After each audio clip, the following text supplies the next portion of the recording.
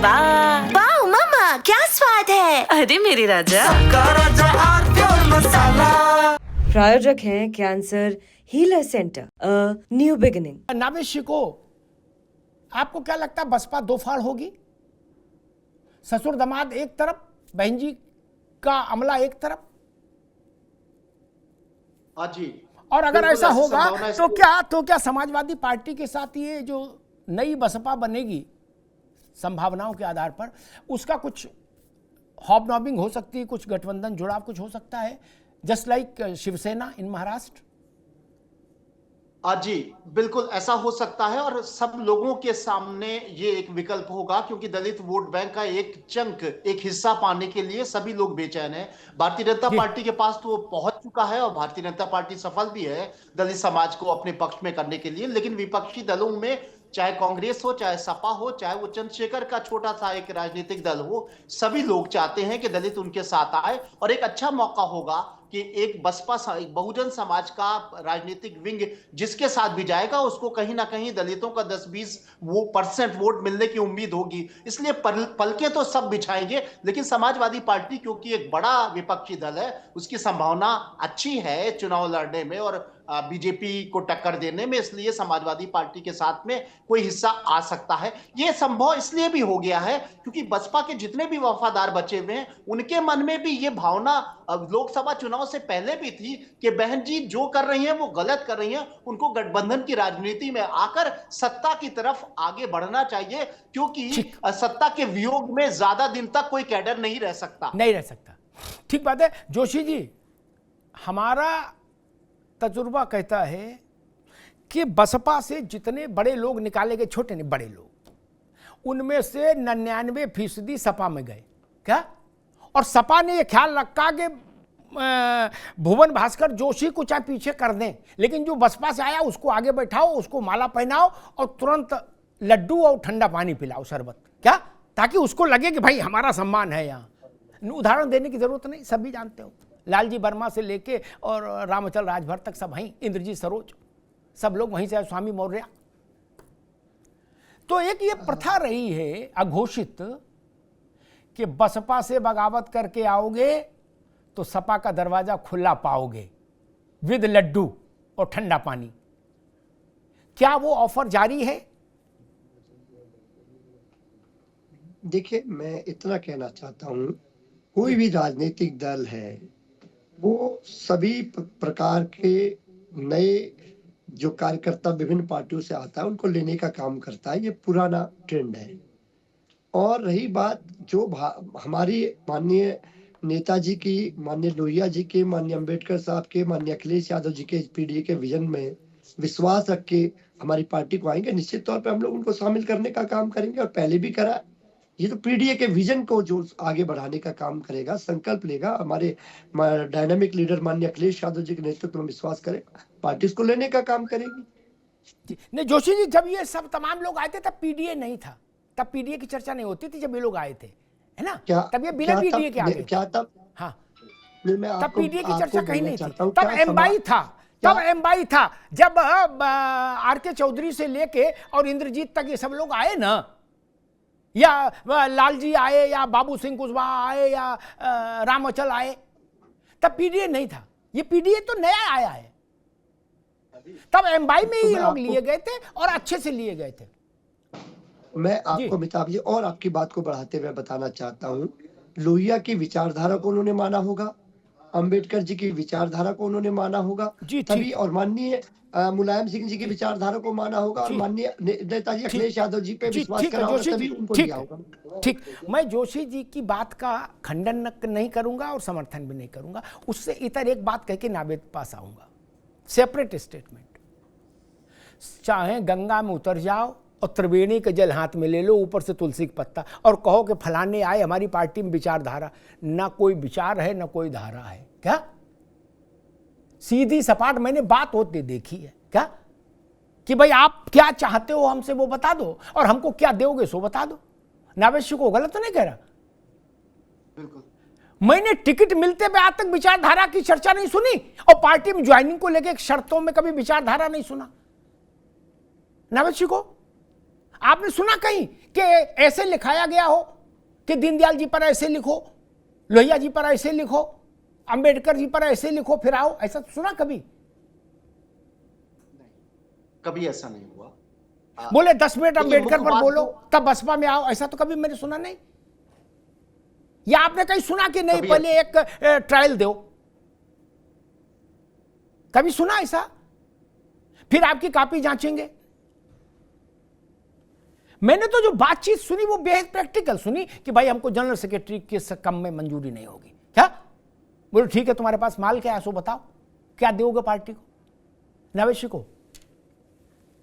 जी, राजनीति को जो खुराक चाहिए होती है जिस समय, उस समय वो खुराक ले लेती है। समाजवादी पार्टी ने अंबेडकर जी का नाम कभी नहीं लिया, लेकिन स्थितियां परिस्थितियां ये बन गई हैं कि 3-4 साल से लोहिया जी के साथ में अंबेडकर जी का नाम लिया जा रहा है। बातें हैं, बातों का क्या, सभी राजनीतिक दलों का यही कायदा है। मेन चीज ये है कि जो स्थितियां विस्फोटक बन गई है बसपा में, उसमें क्या कोई अलग धड़ा बनता है, क्या बसपा टूटती है?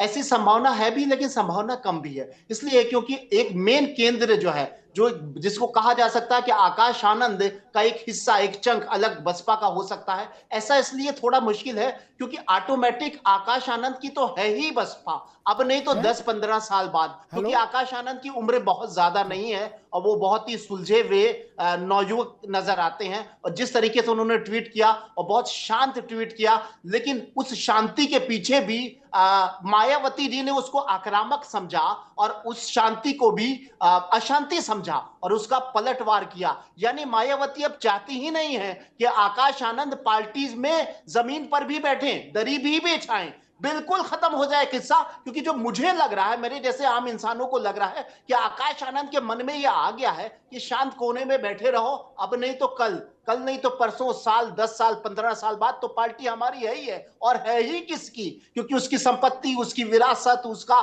सारा इतिहास जो है वो मेरे ही हिस्से में आएगा। लेकिन बहन जी एक बहुत आक्रोशित नजर आ रही हैं और उनके अंदर ऐसी निगेटिविटी आ गई है।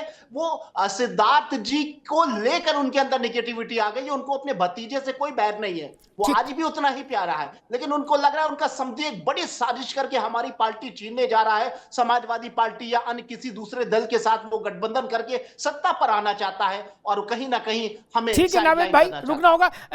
अयाज, क्या बीएसपी में टूट हो सकती है? देखिए, बीएसपी बहन जी के चेहरा सबसे बड़ा चेहरा है और जब तक बहन जी जीवित हैं, बहन जी के अंदर काशीराम साहब की विचारधारा जीवित है, साहब काशीराम के साथ साथ बाबा साहब का एक मिशन लेके चलने की इच्छा जीवित है, जब तक कुछ नहीं होगा। आपको मैं बता दूं, शिवपाल यादव जी समाजवादी पार्टी छोड़कर गए, अपनी पार्टी बनाई, अपनी पार्टी के साथ एक अपना सिर्फ अकेली सीट जीत पाए, उसके बाद समय काटते रहे, बीजेपी की गलवैया करते रहे, बीजेपी की गलवैया करते करते जब थक गए, तब उनको फिर भतीजे याद आए और भतीजे से उनके मामला सुलटे। तो कोई भी पार्टी छीन के ले जाए, इतना आसान काम हो, ये शिवपाल जी से सीखा जा सकता है। देखिए, बहन जी ने जो प्रेस विज्ञप्ति जारी की है उसमें लगभग सभी उचित चीजें क्लियर कर दी हैं। जो मीडिया को दिए जाने वाले जवाब थे, जो विपक्षियों को दिए जाने वाले जवाब थे, जो कारण था वो बताया कि पार्टी हित सबसे बड़ा है, पार्टी बचेगी तो सब बचेंगे, पार्टी बचाएंगे तो 2027 में बड़ी वापसी करेंगे, 2027 के लिए बड़े फैसले ले सकेंगे।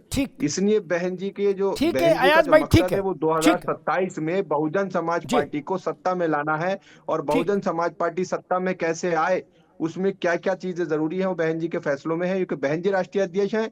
ठीक है, मैं समझ गया। नहीं चलेंगे। ठीक भैया, राष्ट्रीय अध्यक्ष है। ठीक है, नवेद अयाज जी कह रहे हैं कि ज्यादा चर्चा पर चर्चा न करो, जो बहन जी विज्ञप्ति में लिख दे वही संविधान है, उसी को मान लो, ज्यादा दाएं बाएं नहीं देखो। क्या आकाश से वो क्यों नाराज हो गई? बोली इसको इतना लिखना चाहिए था। मायावती लग रहा है ऐसा कहना चाहती कि इसको, लड़के को सिर्फ इतना लिखना चाहिए था, हमसे गलती हुई गई, हमका माफी दे दो। बोले दुनिया का प्रवचन क्यों लिखा इसने? ये मायावती की शैली है। पुलिस का दिमाग खराब हो गया है, दुनिया के भाषण लिख रहा है। उन्होंने इस बात को उल्लेख किया है, जो 4-5 एक्स पर पोस्ट खड़काई है उसमें उल्लेख किया है कि लंबा चौड़ा भाषण लिख रहा है। एक लाइन लिखना चाहिए था, आपके चरणों में सादर साष्टांग, हमका माफी दे दो। बस ऐसी इमोजी बना देनी चाहिए थी। दुनिया का भाषण लिखा, उनने बाहर कर दिया गेट से। बोले वाह, बोले माफी भी इतनी लंबी मांग रहा है, भाषण भी देने लगा। बसपा में भाषण का स्कोप ही नहीं है, ना मंच पर ना अंदर। बसपा का एक नेता बता दो जो बहन जी आ गए हो मंच पर, उसने भाषण दिया हो ना। सिर्फ बहन जी जिंदाबाद कह सकते हैं आप। अगर आपके गले में वो हो रहा है, कुछ खारिश हो रही है, तो बहन जी जिंदाबाद, मूवमेंट जिंदाबाद कर सकते हैं। भाषण नहीं दे सकते, राम भजो। भाषण में तो गेट से बाहर। अब बोले चार लाठी भी मारना नवे दया जिसके। ठीक भाई, उन्होंने मैं नहीं कह रहा, बहन जी ने खुद लिखा कि इतना लंबी चौड़ी प्रतिक्रिया दे रहा है। यानी नाराजगी इस बात से भी है कि तूने इतनी लंबी बातें क्यों लिखी। एक लाइन माफी नहीं मांग सकता था कि जिले इलाही मां बदौलत माफी, बात खत्म हो जाती। मायावती जी को लगा कि इतनी लंबी माफी है, इसके पीछे भी कोई खेला है, बोले इसको बाहर करो। रत्नाकर जी, क्या बीजेपी को लगता है कि बीएसपी में टूट हो सकती है, और हो सकती है तो उससे आपको कुछ फायदा या नुकसान?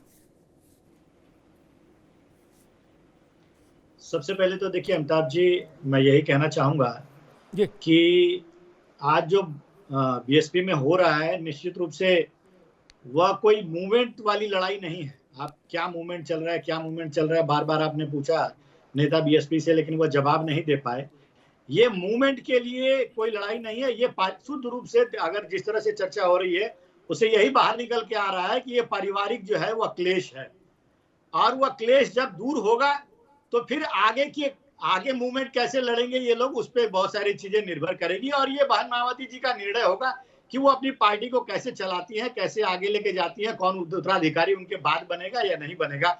और रही बात हमारे अनुभव की, तो मैं ये कहना चाहूंगा आपसे कि जहां तक मुझे लग रहा है अभी बीएसपी में कोई टूट नहीं होने की संभावना है, क्योंकि देखिए उत्तराधिकारी तो वो पहले भी घोषित हो चुके हैं, और अघोषित उत्तराधिकारी अभी भी वही है।